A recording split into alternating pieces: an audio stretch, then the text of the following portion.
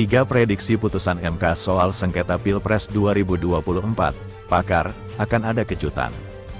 Jakarta, Mahkamah Konstitusi, MK, telah menyelesaikan sidang perselisihan hasil pemilihan umum Presiden dan Wakil Presiden, PHPU Pilpres, atau sengketa Pilpres 2024 pada Jumat, tanggal 5 April tahun 2024 lalu.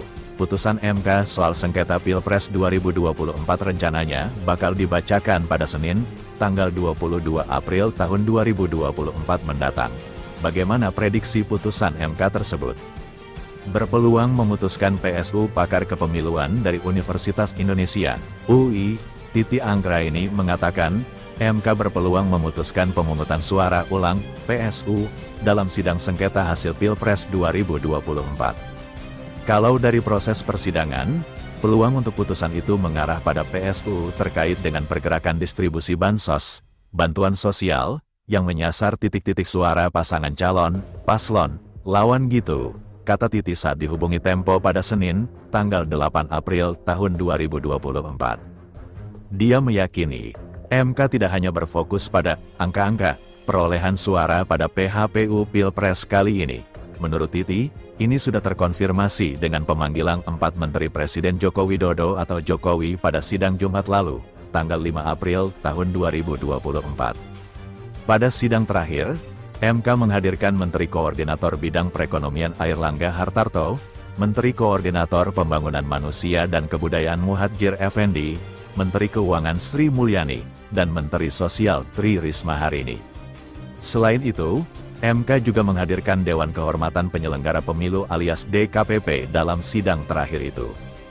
Tinggal apakah MK melihat relevansi antara bansos dengan politisasi perangkat desa dan birokrasi, untuk kemudian memerintahkan pemungutan suara ulang di titik-titik yang terdampak, ujar Titi. Soal diskualifikasi Prabowo Gibran, Titi memperkirakan MK tidak akan mendiskualifikasi paslon nomor urut 02 Prabowo Subianto Gibran Raka Buming Raka.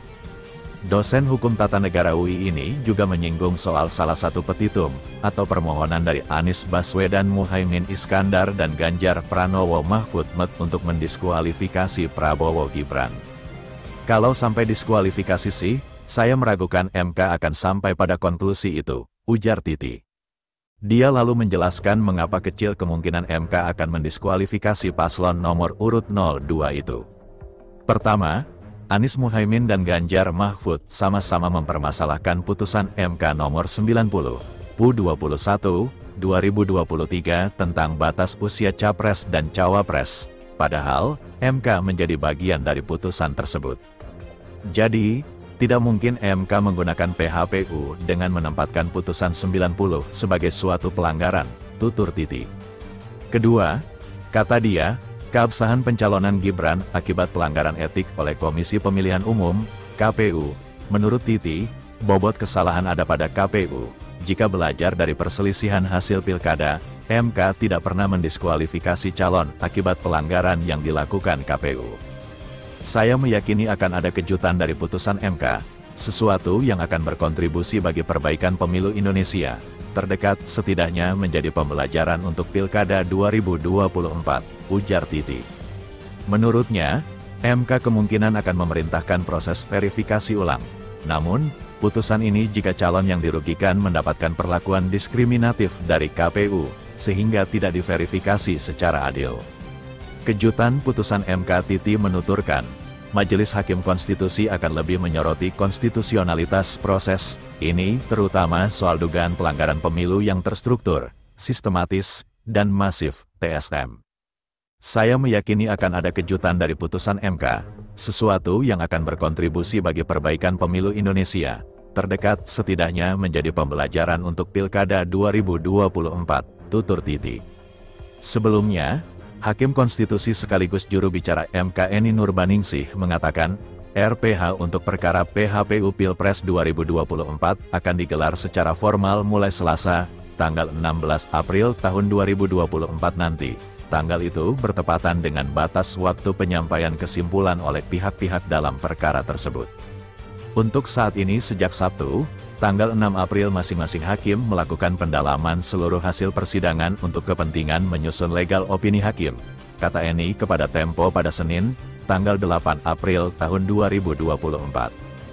Saat ini, kata dia, para hakim konstitusi sedang mendalami secara menyeluruh hasil persidangan yang telah digelar sejak tanggal 27 Maret hingga tanggal 5 April tahun 2024.